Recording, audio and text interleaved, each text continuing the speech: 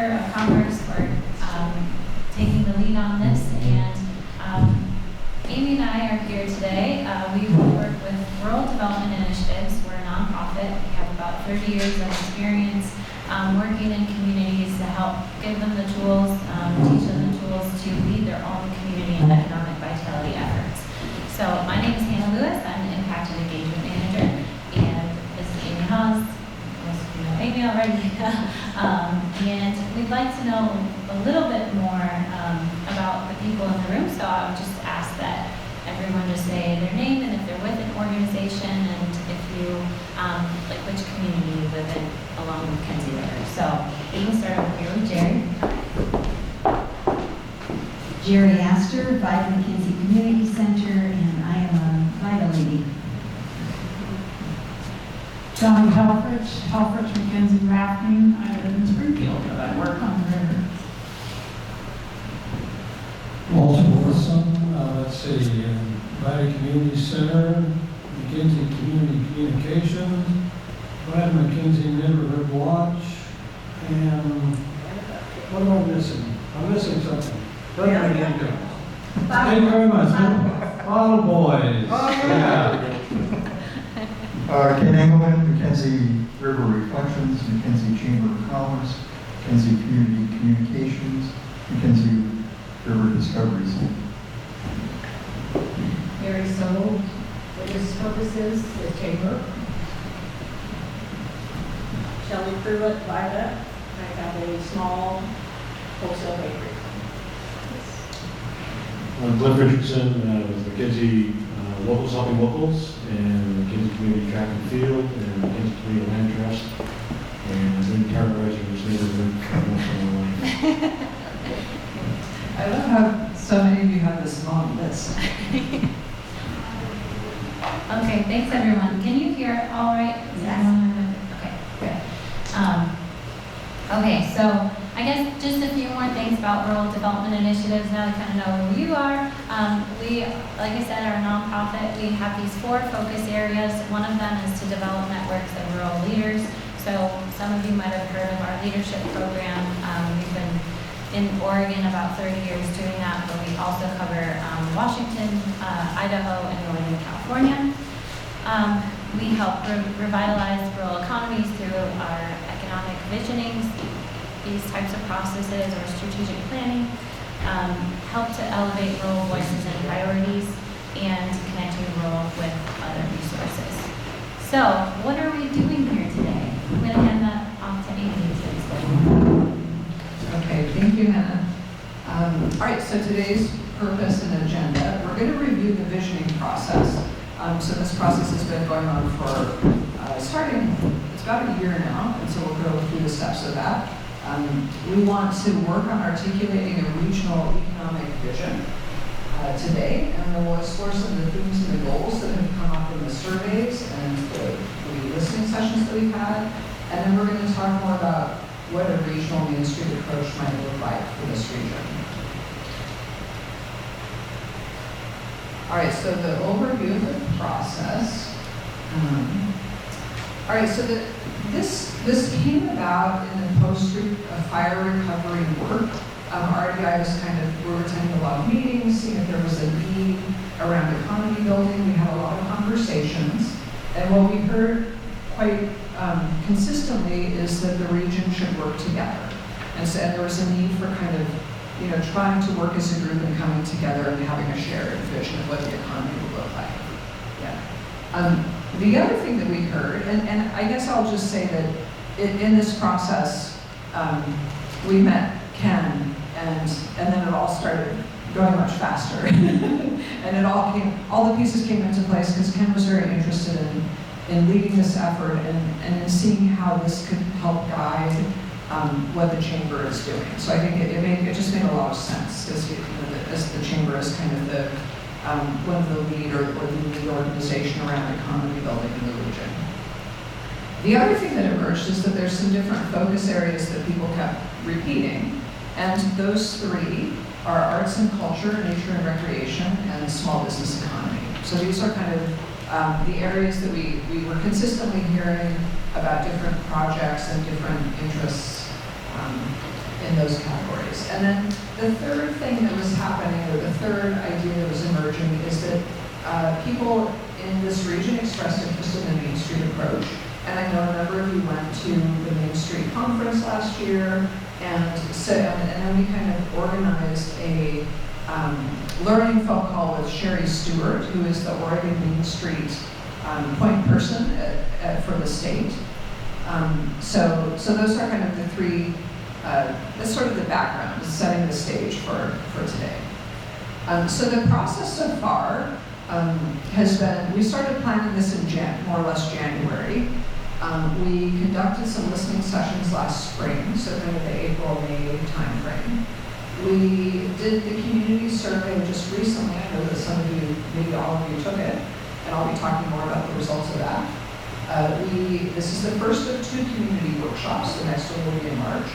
And then finally, RDI will draft a plan and then get feedback and input and refinement from the chamber and other stakeholders. And then there's kind of the process of forming a Main Street organization, if you choose to go that way, and then implementing whatever comes out of the plan, which is, of course, longer term work. So just a brief refresh of what we did. The listening sessions, we had 3 of them. We had themes, but they were kind of all conducted similarly, and some of the same people showed up to all 3 of them. But we had one that was focused on small business and entrepreneurships, and one focused on arts and culture, and one focused on nature and recreation. And we had about 10 people at each one.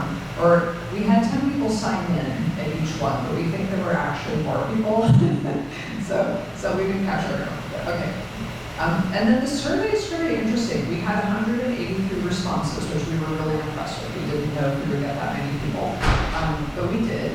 And 124 listed themselves as full-time residents. We had 35 students, so we worked at the high school. If you just sign in, and then if you're new, just sign in and then come join us. It's good to see you, Chris. As you can see on the right, there are survey responses from all of those communities. And yes, and not the same amount, but we were impressed that it was so spread out. It wasn't actually concentrated. It was a good response. You can also see the age groups we found interesting. The under 16 is because we can kind of coordinate with the high school, so we got a lot of high school respondents. Welcome. If you just want to sign in and then find a seat, we're excited to have you. So the age is interesting because with the students we got a lot of under 16, but then otherwise it's skewed older, so 56 through and above were the largest group, and I'm guessing that reflects both the population and also the people who are maybe engaged in civic activities.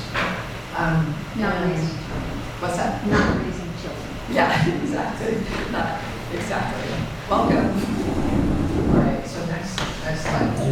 And then I just wanted to give also a little primer on the Main Street approach. Some of you were here at a community meeting, and I'm going to be talking more in depth about this later on in the meeting.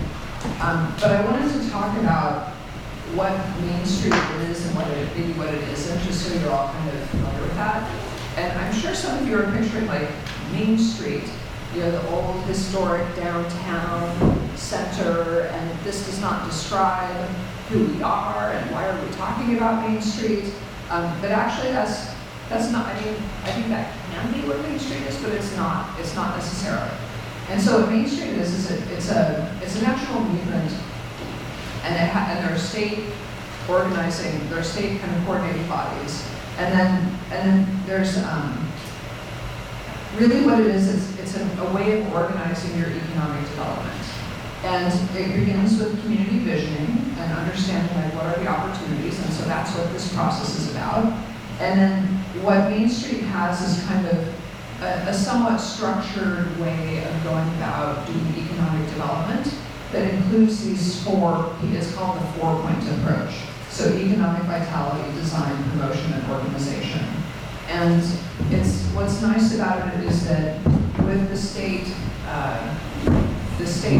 coordinator and the different communities that do this. There's a strong peer network, there's tools, there's a conference, there's grant opportunities.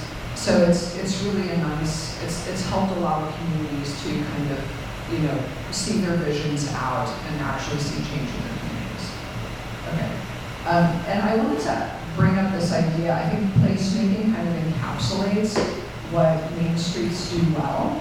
And so I think there's chambers are typically focused on business support, membership organizations with business support. And Main Streets aren't membership organizations, but they certainly do business support. But what they're really good at is this idea of placemaking. It's the process of creating quality places where people want to live, work, play, and learn. So they really want to kind of build these connections among people and to the places that they're in. And I can give some examples of what that looks like later on, but we'll go back just a minute. So this picture on the left is from La Crosse, which has slightly less than 300 people in their population. It's a community in Washington, eastern Washington. And they have a very active Main Street organization. And one of the activities they do is this kind of this dinner in the middle of the street. And so they set up this long dining table, and it brings people together, it connects them to the place. But they've got, I think I have other examples from La Crosse because for such a small community, they're really doing a lot with this approach. Okay. And then this map on the left shows you all of the different Main Street organizations in Oregon. There's about 100. And you can see that some of them are circled. And those circled ones are where there are regional Main Street organizations. So, I think a typical Main Street organization is basically a community, but Oregon is seeing the need that there might be for a regional Main Street. And so I'll talk about that again too, because I think that's the model that might work really well in Mackenzie River. And so there's like 11 communities in the bigger circle, and there's 3 communities in the smaller circle. And yeah, I'll talk about those more when we get there. And so I put this here so you can start thinking, what would a Main Street structure look like here? And I will also just say, we partner a lot with the Main Street with Oregon Main Street and with Main Street organizations. I think we're really excited about this, and we're excited about how we've heard you all be interested in this approach. And we can talk more later about whether it's a good fit or not, because I think it should be a conscious decision about does it fit with your needs, or do you need it, do you not, would it be helpful? And so I don't want to say that it is the answer, but I am excited about presenting what it does have to offer. Okay. It's back to you. Okay, great. So, sorry. So now we're going to move on to thinking about your region, and we're going to get into an activity where you get a chance to envision the economy of Mackenzie River Valley in 20 years. So, but first we want to share a little bit more information from the survey. So in this one, respondents were asked, what do you most appreciate about the Mackenzie River Valley? And they could choose up to 4. And so there was a list of all these characteristics, and then people could write some in. But the most picked one was natural beauty. The second most picked was family, friends, and neighbors. The third was rural character, and the fourth was recreation opportunities. So you can see where most people were headed towards. And then the next question asked, what are the guiding values that you'd like to see the economic visioning take into account? So what should underpin all of these decisions? And again, it's the care for natural environment. So you can see it's like aligning with other characteristics. Small town and rural character was second. Third was livability and affordability for local workforce. So with those ideas in mind, we want to do an activity here, and maybe we'll do 2 groups. Does that work? Okay. So So we'll have the 4 of you work together and the 4 of you work together. So in your small group, we want you to take 5 to 10 minutes to think about this prompt. In 20 years, the Mackenzie River economy will blank. So again, keep in mind some of the characteristics and the values that we just talked about. It's on this sheet. So if you'd like to look back at the sheet, you can reference this if you'd like. And if you would write down your answer to the prompt on one of the colored papers in front of you, that'd be great. And in about 10 minutes, we'll talk about it as a whole group.